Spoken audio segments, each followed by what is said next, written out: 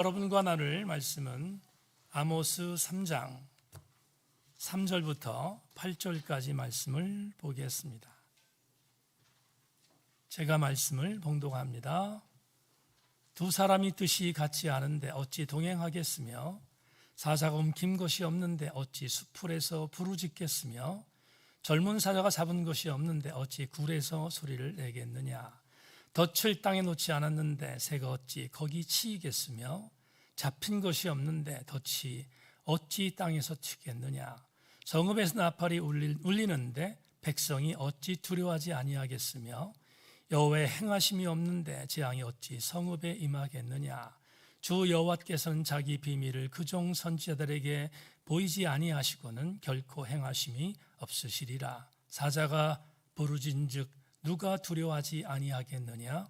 주 여호와께서 말씀하신즉 누가 예언하지 아니하겠느냐. 아멘. 자리에 앉습니다. 마라나타 찬양 드리고 말씀 나누겠습니다.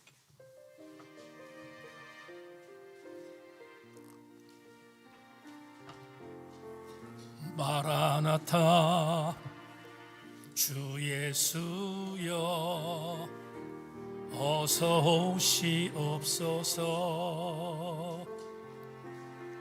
땅의 모든 끝 모든 족속 주를 찬송하소서. 아멘. 마라나타 마라나타 주 예수여 어서 오시옵소서. 모든 열방이 주께 돌아와 춤추며 경배하게 하소서. 우리 주님 다시 오실 길을 만들자. 십자가를 들고 땅끝까지 우린 가리라. 우리 주님 하늘 영광 온 땅 덮을 때 우린 땅끝에서 주를 맞으리. 마라나타 마라나타 아멘. 주 예수여 오시옵소서. 마라나타 마라나타 아멘. 주 예수여 오시옵소서. 우리 주님 다시 오실 길을 우리 주님 다시 오실 길을 만들자. 십자가를 들고 땅끝까지 우린 가리라.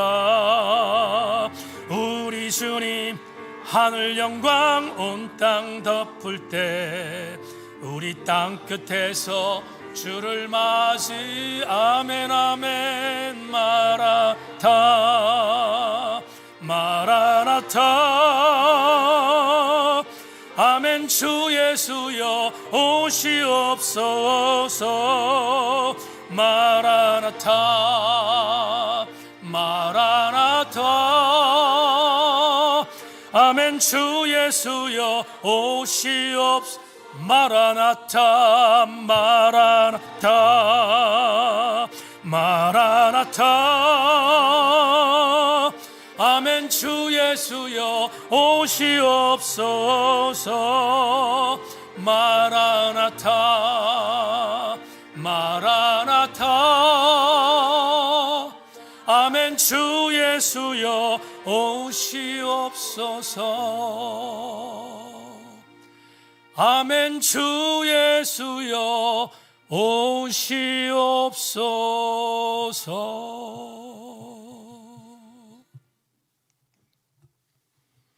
장정분 교우에게 마라나타의 신앙으로 성장하게 하시고 하나님의 은혜가 충만한 이후의 삶이 될 수 있도록 귀한 딸 강복하여 주옵소서.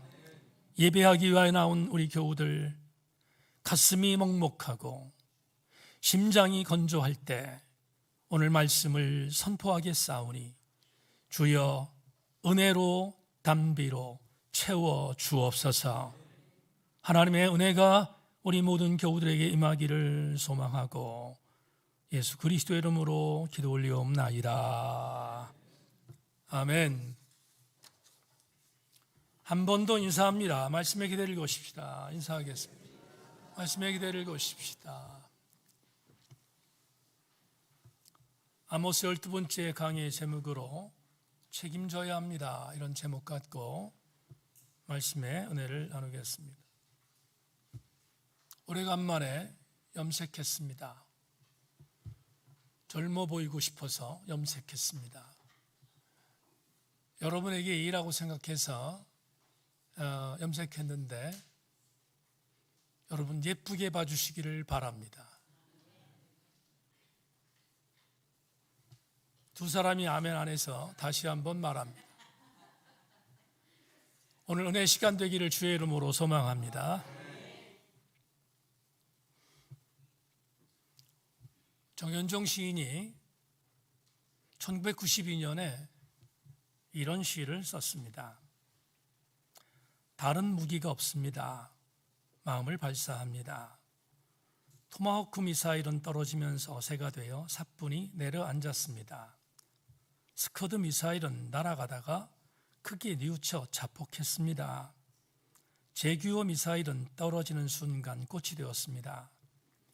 패트리어트 미사일은 날아가다가 공중에서 비둘기가 되었습니다. 지랄 미사일은 바다에 떨어져 물고기가 되었습니다. 또라이 미사일은 사막에 떨어지면서 선인장이 되었습니다. 자기 악마 미사일은 어떤 집 창 앞에 떨어지면서 나비가 되었습니다. 디스페어 미사일은 어떤 집 부엌으로 굴러 들어가 숟가락이 되었습니다. 플레이보이 미사일은 어떤 아가씨 방으로 숨어 들어가 에로스가 되었습니다. 머니 미사일은 어느 가난한 집 안방으로 들어가 금이 되었습니다. 우라누스 미사일은 땅에 굳히는 순간 호미가 되었습니다. 제구덩이 미사일은 저를 만든 공장으로 돌아가 그 공장을 날려버렸습니다. 먹거리 미사일은 아주 작아져 어떤 아이 호주머니 속으로 들어가 속삭였습니다. 이걸로 여시나 바꿔 먹어. 정현종 시인을 제가 좋아하는 이유는 이 시인은 평화주의자이기 때문에 그렇습니다. 우리는 성탄의 절기가 다가오면 교회에서 아기 예수님이 땅에 오신 이유는 인류에게 평화를 주시기 위함이라고 선포합니다. 그럴 때 세상은 이렇게 비아냥거립니다. 평화라 오신 주님이 계신데 왜 이 땅은 이 지경인가? 라고 비아냥거립니다. 귓등으로 듣지 않습니다. 도리어 이 시즌이 되면 더 세속적인 사람들은 이렇게 말합니다. 예수가 심이 아니라 심이 예수다라고 말합니다. 심이 가장 강력한 믿음의 대상이라고 치부하는 시대가 바로 오늘 2025년입니다. 그렇다면 여기에 길들여져 있는 수많은 세속적 젊은이들과 세속적 사람들은 심이 예수라고 변질시킨 세상에서 아멘하고 새로운 황금률에 열광하며 박수치며 힘을 차지하기 위해서 혈안이 됩니다. 사랑하는 새인교회 교우 여러분, 아무리 그래도 선포합니다. 힘은 대안이 아닙니다. 오늘 이 시대에 우리에게 유일한 대안은 평화의 주님으로 오신 예수 그리스도임을 절대로 잊지 않기를 주의 이름으로 권면합니다. 우린 지난주에 북왕국 이스라엘이 왜 하나님께 멸망을 당하는지에 대하여 첫 번째 시간을 가졌습니다.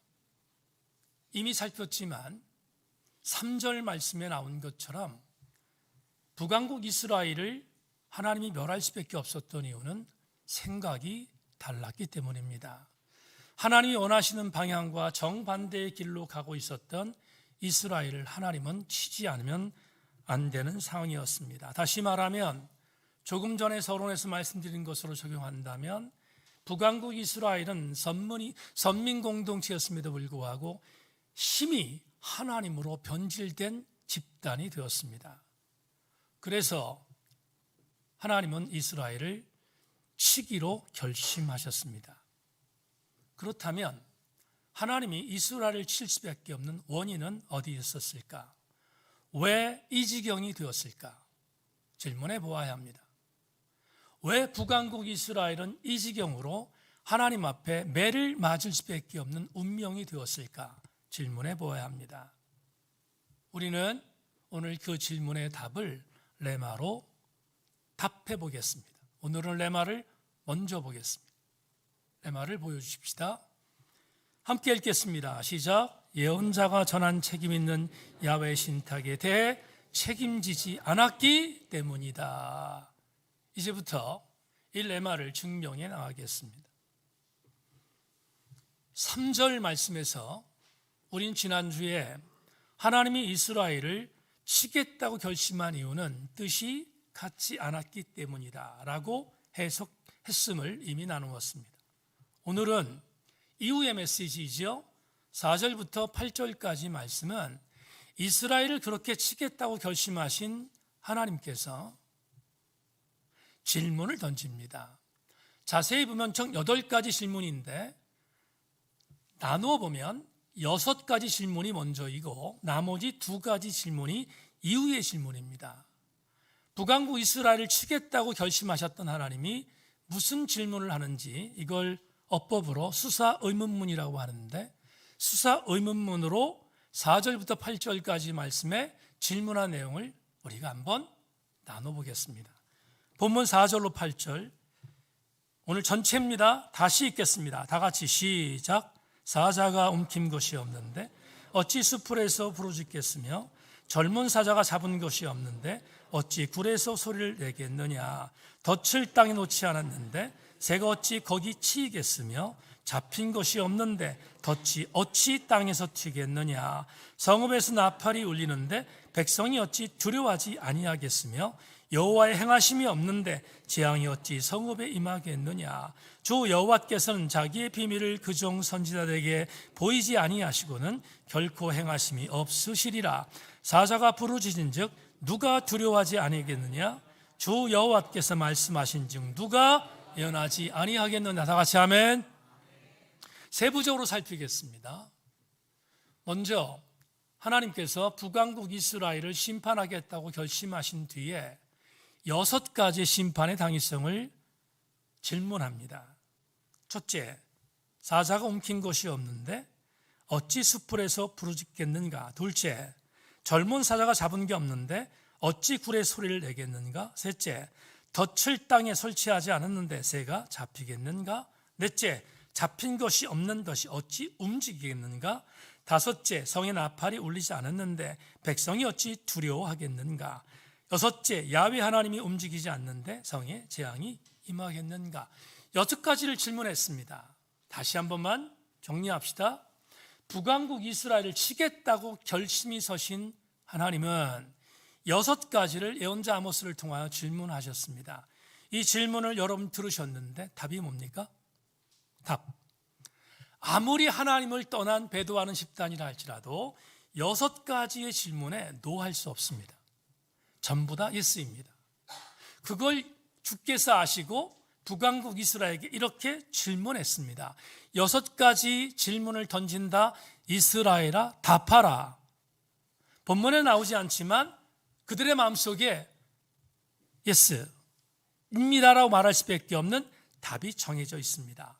이걸 알았던 야훼 하나님은 이렇게 질문한 뒤에 나머지 2가지를 다시 확인하며 질문합니다. 2가지. 첫째, 사자가 부르짖는데 두려워하지 않을 존재가 어디 있는가? 둘째, 야훼께서 예언하라고 명령했는데 그걸 말하지 않을 예언자가 어디 있는가? 지금 아모스는 이렇게 질문합니다. 하나님이 이스라엘을 심판하기로 이렇게 분명히 결정했는데 이 소리를 전하지 않는 예언자가 어디 있는가? 직무유기다. 이걸 전하지 않으면 죄다. 그러니까 이 말씀을 전할 수밖에 없다라고 지금 확인하며 질문하고 있습니다. 그러면 우리는 이 질문을 통해서 한 가지 또 중요한 접근을 해야 합니다. 이 질문을 예언자 아모스의 입을 통해서 하셨습니다. 7절 보겠습니다. 7절, 주 여호와께서는 자기 비밀을 그종 선지자들에게 보이지 아니하시고는 결코 행하심이 없으시리라. 아주 유명한 말씀이죠. 하나님의 일하시는 방법은 파송된 선지자들에게 내가 이런 일을 할 거야, 그러니까 전에, 이게 하나님의 공식입니다. 하나님은 이미 예언자들을 파송하셨습니다. 그리고 하실 일을 예언하셨습니다. 이게 하나님의 공식입니다. 대표적인 예를 하나 들겠습니다. 여러분, 예레미야 19장으로 우리 교우들을 초청하겠습니다. 제가 여러분에게 이걸 설교의 방법으로 스토리텔링이라고 하는데, 스토리텔링의 형식으로 19장을 설명하겠습니다. 하나님이 예레미야를 예언자로 부르셨습니다. 부르셔서 일을 맡겼습니다. 예레미야에게 선포하라는 말씀은 남유다가 멸망될 거다를 전하라는 것입니다. 다른 메시지가 아니고 남유다는 반드시 멸망될 것이다라는 걸 전하라는 겁니다. 이것 때문에 예레미야는 굉장히 많은 곤란도 당했고 죽음을 당할 뻔했고 매국놀이라는 소리를 들었으며 눈물을 흘리는 선지자였음을 우리는 알고 있습니다. 그런데 어느 날 19장에 나온 말씀을 전하면 이렇게 불렀던 예레미야를 하나님께서 다시 부르셔서 이렇게 말씀합니다. 예레미야야, 너 지금 옹기장이 집에 가라. 토기장이 집에 가서 토기 하나를 사라. 19장에는 옹기로 되어 있습니다. 옹기를 사라. 명령하셨습니다. 예레미야가 알겠습니다. 옹기를 샀습니다. 옹기를 사고 주님 앞에 섰습니다. 주님이 다시 명령합니다. 이제 도벳으로 가라. 도벳이란 땅으로 가라. 이렇게 명령하십니다. 도벳을 예레미야서에서는 도벳이란 지명으로 나오지만 신약 성경을 보면 우리에게 너무 잘 알려져 있는 용어로 나옵니다. 용어로 나오는데 어딘가 아골골짜기입니다. 들어보셨죠? 들어보셨죠? 아골골짜기라는 용어로 등장합니다. 예수께서 십자가를 지고 올라갔던 그 장소, 거기가 도벳입니다. 그런데 그곳으로 가는데 혼자 가지 말고 영성이 있는 장로들을 데리고 가라, 이렇게 명령합니다. 알겠습니다, 하나님. 그리고 옹기를 가지고 영적인 영성이 있는 장로들을 대동하고 도벳으로 갑니다. 다시 도벳에 도착하자 하나님이 다시 예레미야에게 이렇게 신탁을 전합니다. 이제 내가 전하는 말을 도벳 백성들에게 전하라. 그 전하는 메시지는 다음과 같습니다. 도벳에 있는 남유다의 백성들은 지금 죄를 범하고 있는데 그 죄는 뭐냐 하면 나를 버렸다. 첫째입니다. 하나님 말씀하시는 나를 버렸다. 두 번째, 버림뿐만 아니라 지금 그곳에서 우상을 섬기고 있다. 이게 두 번째입니다. 그런 뒤에 또 세 번째의 죄를 지적하는데 뭐냐 하면 도벳에 있는 백성들이 심 있는 자들이 심 없는 자를 짓밟고 있다. 이렇게 세 번째의 죄를 지적합니다. 약한 자들을 피 흘리게 만든다는 죄입니다. 그 다음 네 번째, 가장 강력한 죄 지적인데 뭐냐 하면 이것입니다. 예레미야야, 내가 제일 싫어하는 게 뭐냐? 제사를 드릴 때 이방의 우상들을 섬기던 자들이 버렸던 사람을 제물로 바치는 거다. 인신제물, 그건 내가 정말 싫어하는 건데 이것들을 지금 내 백성 도벳의 유다 백성들이 자행하고 있다. 이걸 지적하라고 명령하십니다. 불편했습니다. 예레미야가 명령이니까 알겠습니다. 그리고 이 말씀을 도벳의 죄를 짓는 남유다 백성들에게 전합니다. 그러자 마지막으로 하나님이 예레미야에게 말합니다. 됐다. 예레미야야, 들고 있는 옹기 땅바닥으로 던져라, 깨트려라, 이렇게 명령하십니다. 그러자 예레미야가 들고 있던 옹기를 갖고 땅바닥에 던집니다. 옹기는 산산조각 납니다. 마지막 미션 말합니다. 예레미야 전하라. 도백 백성들의 최후가 이렇게 될 것이다 라고 전하라는 겁니다. 예레미야는 하나님의 말씀에 민감히 책임지고 이 말씀을 전했습니다.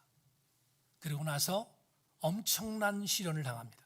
여기서 예레미야 19장 15절 말씀 하나 소개할 텐데 잘 들어주시기를 부탁합니다. 예레미야 19장 15절입니다. 만군의 여호와 이스라엘 하나님께서 이와 같이 말씀하시되 보라, 내가 이 성읍에 대하여 선언한 모든 재앙을 이 성읍과 그 모든 촌락에 내리리니. 그 다음 말 잘 들으세요. 이는 그들의 목을 곧게 하여 내 말을 듣지 아니함이라 하시니라. 여러분 저를 보세요. 비슷한 예가 있는데 애굽에서 이스라엘 백성들을 건지실 때 10가지 재앙을 하나님 주셨습니까? 여러분 무슨 말인지 이해되시죠? 10가지 재앙을 주셨습니다. 그때 세 번째부터 하나님이 이런 말씀을 계속합니다. 내가 바로의 마음을 강팍해 하여 이스라엘을 떠나지 못하게 할 거다 라는 말을 성경에 남깁니다. 다시 말하면 하나님이 바로의 마음, 바로의 그의 생각을 굳게 만들어서 10가지 재앙이 다 임하도록 만들겠다는 하나님의 일하신 방법입니다. 똑같은 의미인데 지금 도벳에 있는 백성들에게 이렇게 예레미야를 통하여 경고하십니다. 예레미야야, 네가 전하는 말을 네가 지적한 죄에 대하여 도벳 백성들이 듣고 회개할 수도 있는데 내가 회개할 일을 막을 거다. 여러분 제 말 이해하십니까? 내가 남유다의 백성들, 도벳 백성들이 회개할 일을 막을 거야. 이게 말이 됩니까? 말이 안 됩니다. 근데 분명히 말합니다. 내가 이 일을 막을 거야. 여기서 우리는 야, 하나님 정말 못됐네 이렇게 해석하면 안 돼요. 이유가 있습니다.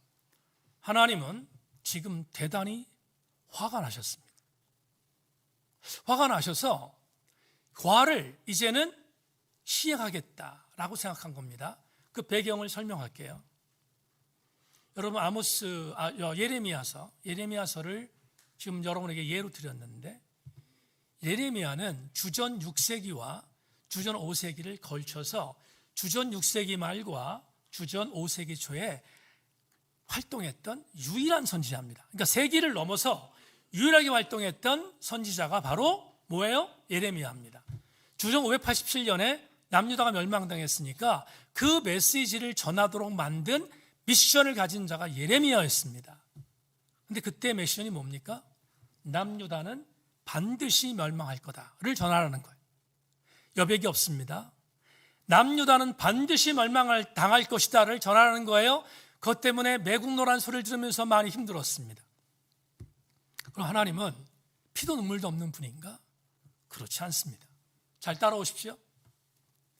하나님은 남유다에 대하여 이미 경고한 경고 메시지가 성경에 보고됩니다. 대표적인 예는 주전 8세기의 연자였던 이사야입니다. 이사야의 연자는 1장부터 66장까지 이렇게 전합니다. 뭘 전하냐면 이사야야 내 말 전해라. 남유다 백성들에게 이렇게 말해라. 회개하면 용서하고 회개하면 이스라엘 백성들을 든든하게 만들 거야. 그런데 회개하지 않으면 이스라엘을 내가 멸망시킬 거야.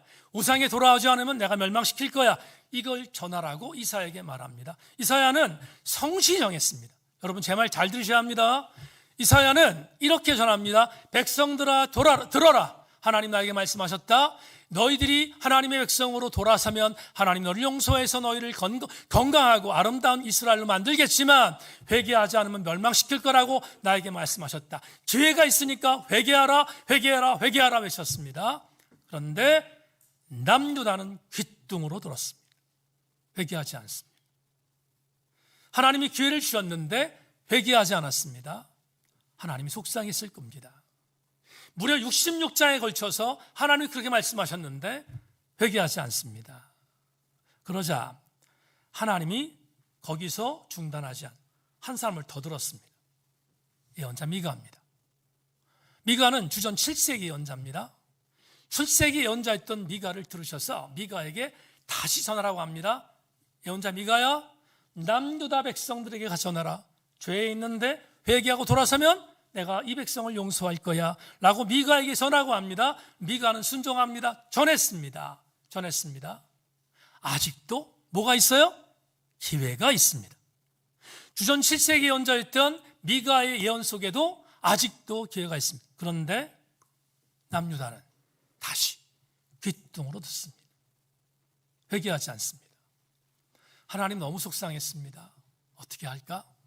그러다가 다시 한 명을 들었습니다. 그 다시 한 명 들었던 예언자는 주전 6세기 예언자였던 스바냐입니다. 스바냐를 통해서 남유다에게 다시 기회를 줍니다. 똑같습니다. 회개하라. 회개하면 돌아올 것. 돌아오면 용서할 거다.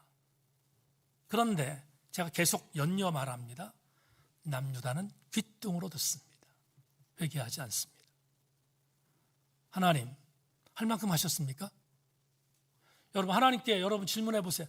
하나님, 할 만큼 하셨습니까? 할 만큼 하셨습니다.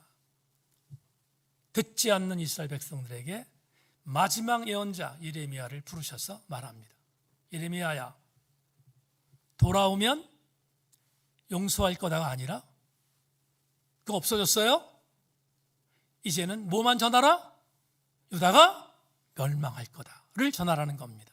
심지어 얼마나 속상했으면 조금 전에 말씀드렸던 예레미야 19장 15절에서 그들이 회개하고 돌아올 것 같으면 그들을 회개시키지 않을 거야. 여러분, 담임 목사의 말이 이해가 되시면 나같이 아멘합니다. 그렇죠? 이해하셨죠? 그렇게 하나님께서 선포하신 말씀이 여기에 있습니다. 우리는 이런 생각을 가져야 합니다. 하나님이 이스라엘에게 기회를 주셨고 하나님이 남유다에게 기회를 주셨을 때 가장 지혜로운 백성은 말씀에 책임지는 겁니다.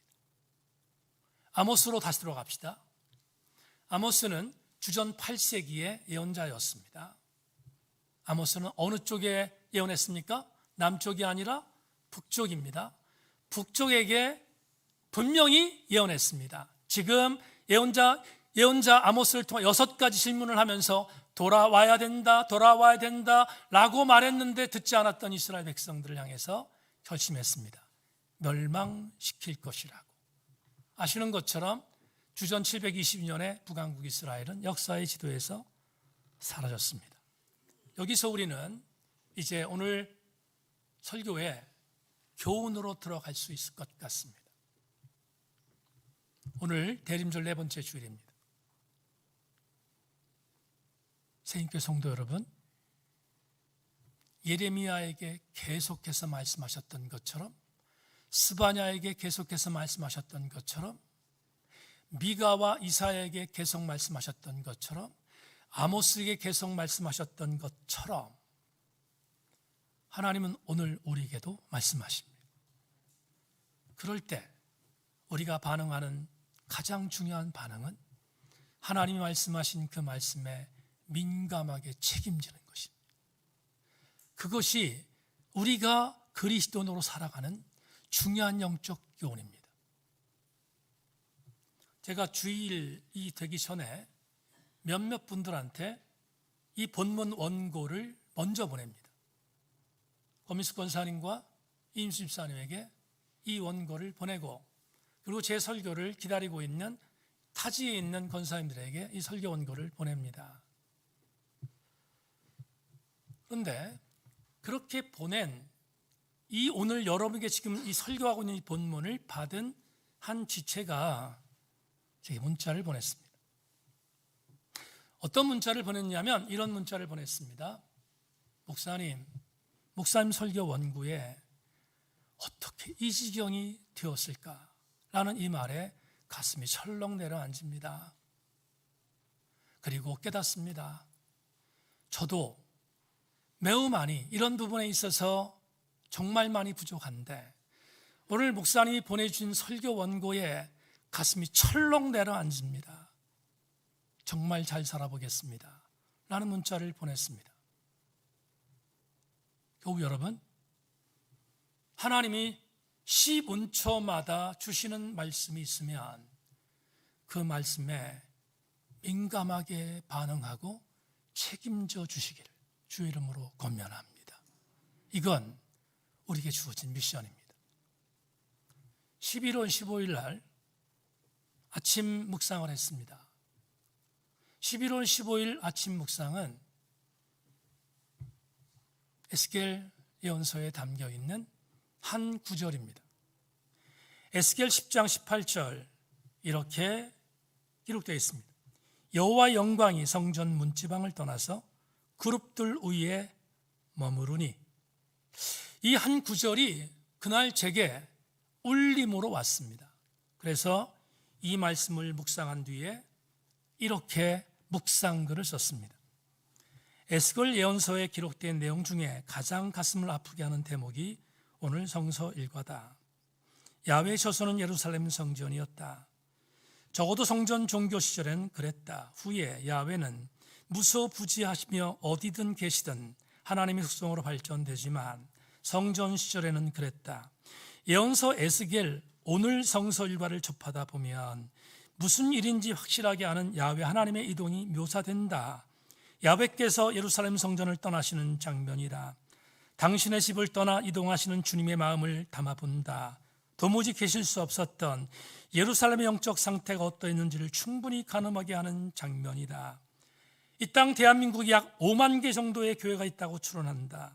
서울에 있는 대형 교회를 비롯하여 전국 벽지에 있는 작은 교회까지 하나님이 이 땅에 복을 주셔서 그렇게 세워가셨다. 하지만 교회가 교회 역할을 제대로 감당하지 못한다는 분위기가 대세로 굳어진 오늘, 교회는 한없이 무력하고 약해졌다. 하지만 나는 교회가 교회일 수밖에 없는 이유는 그곳에 주님이 임재하시기 때문이라고 믿기에 이 명확한 사실에서 물러설 의향이 전혀 없다. 다만 경책하고 또 경책할 일은 하나님이 자발적으로 교회에 머물 수 없어 떠나는 기막히고 참담한 일만큼은 일어나지 않게 하는 것이 내 사명이자 숙제임을 안다. 어떻게 사역할까? 어떻게 교회를 다시 회복시켜야 할까? 답은 하나다. 주의 임재가 가득한 교회로의 회기다. 하나님이 성전 문지방에 서서 그 성전을 떠나게 해서야 되겠는가? 오늘 성서일가는 내게 대단히 무거운 울림으로 다가왔다. 하나님의 임재가 충만한 교회, 그게 내가 섬기는 새인 교회의 비전이자 소망이다. 묵상을 끝나고 하나님께 매일 하는 것처럼 묵상 기도를 드렸습니다. 이렇게 주님, 하나님께서 강력하게 임재하시고 거주하시는 교회로 새인 교회를 만들어 주십시오.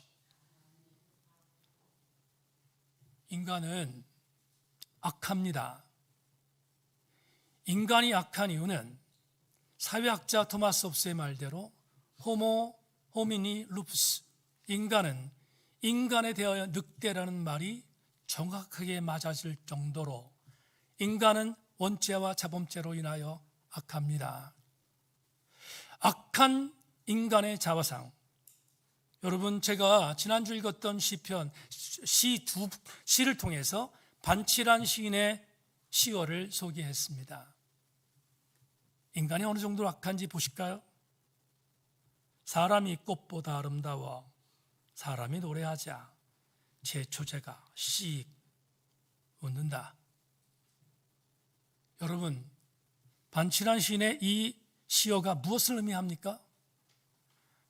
제초제가 비웃고 있습니다. 사람이 꽃보다 아름답다고 스스로 자평하지만 수없이 많은 식물을 죽이는 제초제를 만든 인간이 어떻게 아름다울 수 있습니까? 오늘 목양터 이야기마당에 같은 시집에 있는 한 시를 썼습니다. 돼지 머리를 만들고 제사를 지낸다. 그리고 돼지 머리에 제사하는 사람들이 이렇게 기도한다. 이 세상에 해칠 것이 없는 세상이 되게 해달라고. 이재명 안수집사님, 돼지를 키우고 있는 사람이 있습니다. 이 집사님이 지난번에 얘기합니다. 구제역으로 돼지를 매몰시킬 때 자식을 묻는 것처럼 아팠다고. 우리 인간은 인간의 유익을 위해서, 이익을 위해서 수단과 방법을 가리지 않습니다. 왜 그렇게 인간이 사악해졌을까? 한 가지입니다. 그 이유는 하나님의 말씀을 무시하기 때문입니다. 하나님 말씀을 무시하는 인간이기에 인간은 앞으로 얼마나 더 악해질까 두렵습니다. 말씀드렸던 예레미야 예언서의 25장 4절로 5절에서 이렇게 선포합니다. 그러므로 여호와께서 그의 모든 종선자를 너희에게 끊임없이 보내셨으나 너희가 순종하지 아니하였으며 귀를 기울여 듣지도 아니하였도다. 그가 이르시기를 너희는 각자의 악한 길과 악행을 버리고 돌아오라. 그리하면 나 여호와가 너희와 너희 조상들에게 영원히부터 영원까지 준 그 땅에서 살리라. 예언자 예레미야를 통하여 하나님이 이렇게 말씀하셨습니다. 나는 한 번도 중단하지 않았다. 계속해서 예언자들을 보냈다. 끊임없이 보냈다. 그리고 그들을 통하여 말했다. 문제는 너희들이 듣지 않았기 때문에 내가 너희들을 심판할 수밖에 없었다고 경고하십니다. 대림절 네 번째 주일 나오신 교우 여러분, 제천 세인교회 강단에서도 시분처마다 하나님 말씀이 선포되고 있습니다. 선포된 말씀에 민감하게 반응하고 책임지는 우리들이 되기를 주의 이름으로 소망합니다. 말씀 맺겠습니다. 지난 주간 텔레비전 뉴스를 보다가 참 많이 힘들었습니다. 뉴스에서 몇몇 연예인들의 일탈에 대해서 고발하는 이야기들이 여러 차례 방송됐습니다. 저는 별로 관심 없습니다.